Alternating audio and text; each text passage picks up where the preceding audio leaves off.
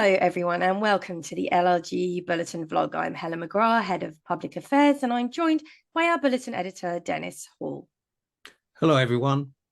This is your quickfire roundup of Bulletin 18, LLG News, and what's coming up next week. Dennis, what caught your attention?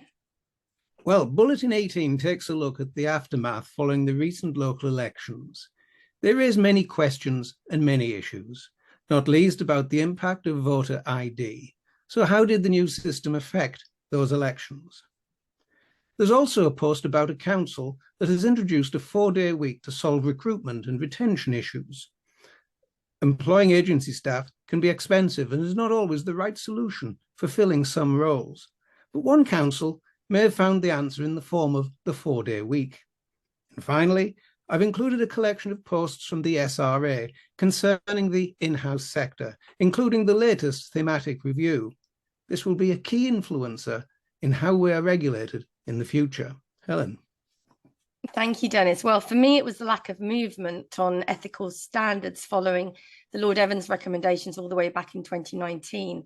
Also, the 2 million children not in school or persistently absent from it, and the massive outcry regarding Year 6 SATS paper and a report by the Nuffield Trust Health think tank and the London School of Economics on the COVID response to adult social care. In LLG News, we're really busy in the run-up to the spring conference on the 9th of June. And of course, the LLG Awards are hotting up. If you missed out on our Information Governance National Lead meeting with Wilkin Chapman last week, it's available on Catch Up and the slides are really useful. So I recommend you take a look at that. This week, we have our MO and Governance National Lead meeting with Philip McCourt from Bevan Britain, examining governance matters within the budgetary process.